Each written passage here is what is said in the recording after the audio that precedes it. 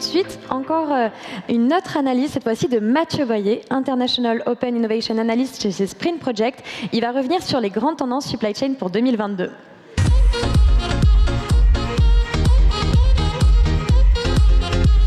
Bonjour à toutes et à tous, merci pour cette introduction. C'est un plaisir pour moi d'être devant vous aujourd'hui pour vous présenter les grandes tendances en matière d'innovation pour la supply chain pour cette année 2022. C'est un plaisir pour Sprint Project d'intervenir pour la 3e année consécutive et d'être partenaire du Upday Future of Retail and E-Commerce. Et si j'interviens aujourd'hui, si Sprint Project prend la parole sur ce sujet, c'est parce que c'est notre métier. Au quotidien, nous veillons sur les grandes tendances et les enjeux du secteur de la filière supply chain en matière d'innovation pour plusieurs grands clients du secteur. Et nous opérons une veille continuelle sur les startups qui portent certaines innovations aujourd'hui pour répondre aux besoins et aux contraintes que peuvent avoir les grands acteurs aujourd'hui du secteur. Nous le faisons dans le monde entier. On veille actuellement sur plus de 1100 startups partout dans le monde. En France, nous avons détecté, analysé, nous suivons 261 startups. Donc nous rencontrons les fondateurs. L'objectif, c'est de comprendre ce qu'ils font, de dégager les tendances et de permettre une relation avec nos clients, de monter des partenariats. C'est ce qui nous mène aujourd'hui à 15 projets de co-développement pilotés par Sprint Project en partenariat avec une ou plusieurs startups et qui vise à faire émerger dans la filière ces innovations portées par les startups. Ce qu'il faut avoir en tête, c'est que aujourd'hui, et ce n'était pas le cas il y a quelques années, la supply chain regorge d'innovation. Les startups foisonnent d'idées. Il y a en 2021 17% de création de startups sur différentes thématiques et il y a un taux de mortalité très faible comparé à d'autres secteurs d'activité. Ce qu'il faut comprendre, c'est pourquoi est-ce qu'on a aujourd'hui ce foisonnement-là. Je vais revenir sur 6 grands facteurs de changement qui expliquent ces innovations. Le premier, c'est la démographie et l'évolution de l'urbanisme. En 2030, 60% de la population mondiale vivra dans des villes, des zones urbaines. On a d'ores et déjà une augmentation de la congestion dans certaines villes. Et puis, on a des évolutions de l'urbanisme. Des villes, par exemple, qui augmentent le nombre de pistes cyclables pour permettre l'émergence de certaines mobilités. Le second grand facteur, c'est l'évolution des modes de consommation. Avant la crise de Covid-19, les consommateurs attendaient une précision. Et aujourd'hui, c'est ce qui a été évoqué dans la conférence précédente, il y a de plus en plus d'attentes au niveau de la rapidité. Est-ce que ces modes de consommation vont perdurer? Ça, l'avenir nous le dira. Mais chez Sprint Project, on mène un baromètre annuel sur les attentes des consommateurs. Et ce qu'on peut voir, c'est que les attentes de services sont beaucoup plus fortes qu'il y a quelques années, où la tendance était à la livraison la plus basse. Le troisième grand facteur est celui des contraintes opérationnelles. On a des transporteurs et des logisticiens qui aujourd'hui font face à une réduction de leur marge depuis plusieurs années, ce qui diminue leur capacité d'action. On a une augmentation des volumes. En 2020, c'était 16% de croissance sur le marché du colis en France. Et puis on a une pénurie de chauffeurs qui arrive.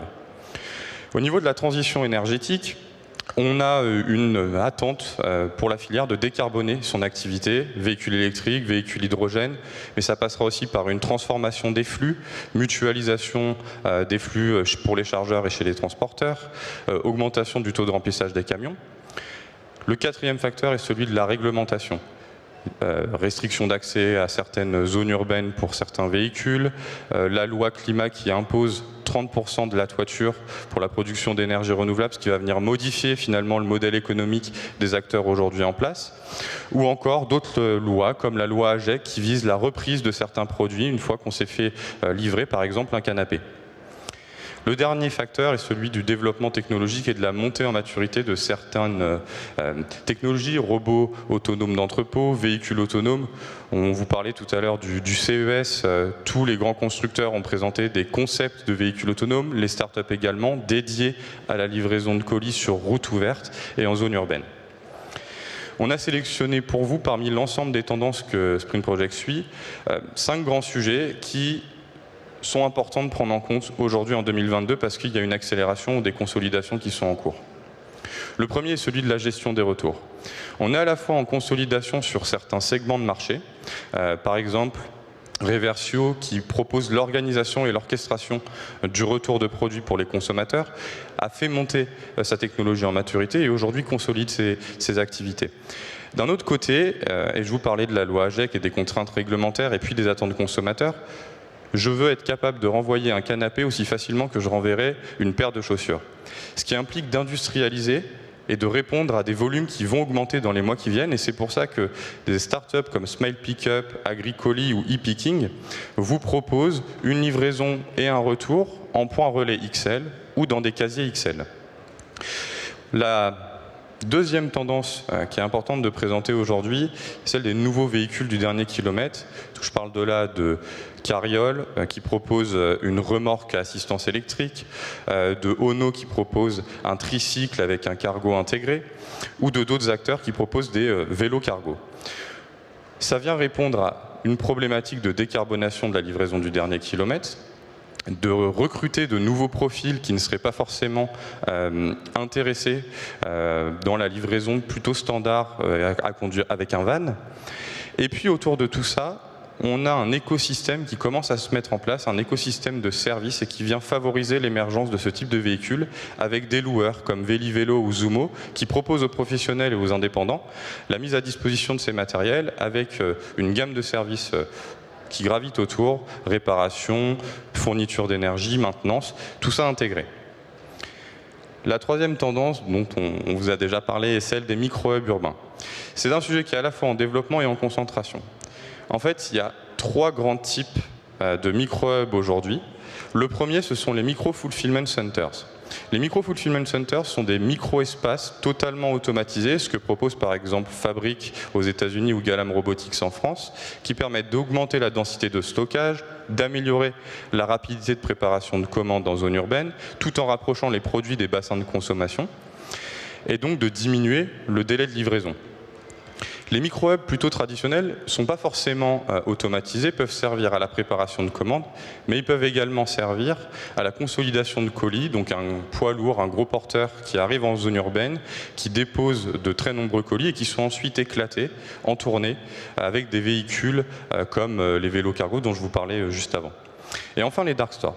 Alors là, il y a eu des levées de fonds records. En quelques mois, les startups ont levé, par exemple, je pense à Gorillaz, plusieurs milliards, plus d'1 milliard de dollars. Ce qu'il faut avoir en tête, c'est que ça a largement profité de la crise de Covid-19. Je le disais, le décalage entre précision de la livraison et rapidité. Est-ce que ça va perdurer? Et puis, ils ont un problème de modèle économique aujourd'hui qui est assez controversé puisqu'on est sur un modèle qui est capitalistique. Il faut préempter des espaces en zone urbaine et à côté de ça, on a des volumes qui aujourd'hui ne sont pas suffisants. Néanmoins, ce qu'on peut constater, c'est une concentration qui est en train d'être opérée chez les startups. Elles se rachètent entre elles. GoPuff a racheté Dija en Angleterre. Gorillaz a racheté Frishti ces derniers jours. Et puis du côté des distributeurs qui voient passer ça, se disent bon, il faut peut-être qu'on commence à s'y intéresser et donc ils montent des alliances avec ces startups-là, celles qui pensent qu'ils demain resteront sur le marché. C'est ce qu'a fait Casino avec Gorillaz ou Carrefour avec Cajoo. Dans les mois qui viennent, ça devrait se poursuivre. On devrait avoir une concentration qui s'opère entre les startups et des rapprochements entre distributeurs et ce type d'acteurs. La quatrième tendance, est celle des robots autonomes d'entrepôt. Donc là, on a une véritable accélération mondiale. On était aujourd'hui sur des démonstrateurs, les industriels, les logisticiens tester cette technologie et s'approprier les cas d'usage.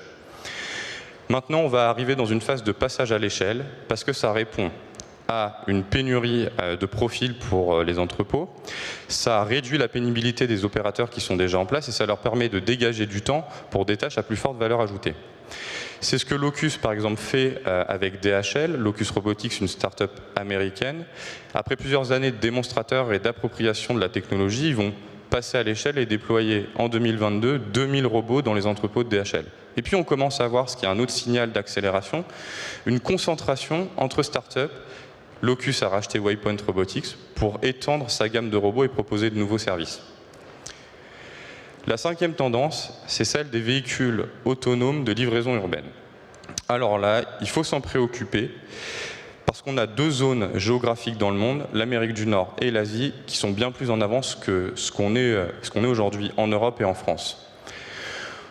On a des cas d'usage au Canada où Loblaw, par exemple, s'est allié à Gatik. Nuro à Kroger pour la livraison de courses alimentaires. Et en Chine, on est déjà à plusieurs milliers de véhicules déployés par les géants chinois, Alibaba, Meituan, JD.com, qui aujourd'hui déploient dans les villes chinoises ces véhicules pour de la livraison du dernier kilomètre.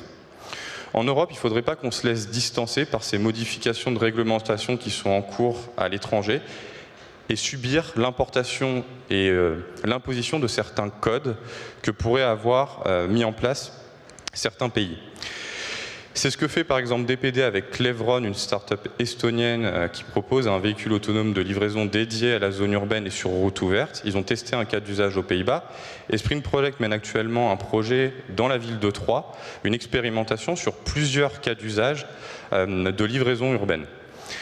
Ce qu'il faut vraiment avoir en tête, c'est comment est-ce que demain, le métier de livreur sera repensé autour de ces véhicules-là, comment ça va le transformer, comment est-ce que socialement les personnes qui habitent les villes vont intégrer cette technologie et comment elle sera intégrée dans nos métiers. C'est pour ça qu'il est important de s'en préoccuper maintenant et pas dans quelques années, sinon on subira encore une fois les critères et les standards de d'autres acteurs. Et je voulais ouvrir par un autre sujet qui est le social commerce, qui n'est pas une réelle tendance en Europe aujourd'hui et qui ne le sera pas pour 2022, mais qui est un véritable sujet dans d'autres régions du monde. Afrique, Amérique latine, Asie. C'est lié en partie à une contrainte culturelle. Certaines populations n'avaient pas accès jusqu'alors au e-commerce et des plateformes se sont montées pour inclure et améliorer l'expérience client de ces utilisateurs-là en réduisant en fait le nombre d'intermédiaires entre producteurs et consommateurs finaux. Côté producteur, ils augmentent leur marge. Côté consommateur, par l'achat groupé, ils réduisent le coût d'acquisition des produits de grande consommation. C'est un modèle qui est aussi, donc j'aime bien le dire, entre la Réunion Tupperware et Groupon, parce que ces plateformes-là vont s'appuyer sur des micro-influenceurs, des relais d'opinion dans certaines communautés, justement pour promouvoir l'achat groupé de certains produits. Alors, on n'aura évidemment pas un modèle qui sera similaire à ce que l'on peut voir dans ces régions du monde-là, mais en Europe, il est très probable que le modèle soit adapté et c'est ce qu'on commence à voir aujourd'hui avec certaines startups comme Picker ou Agora qui sont sur des segments de niche mais qui proposent des modèles similaires. Un petit exemple pour illustrer mon propos, en Chine, Pinduoduo et montrer l'importance de ce phénomène, une startup qui a été créée il y a 5 ans qui est la deuxième plateforme en termes d'utilisateurs actifs aujourd'hui derrière Alibaba et qui est déjà valorisée 57 milliards de dollars. Donc ça montre l'intérêt du sujet dans certaines régions du monde et qui viendra bouleverser ce que connaissent aujourd'hui certains distributeurs.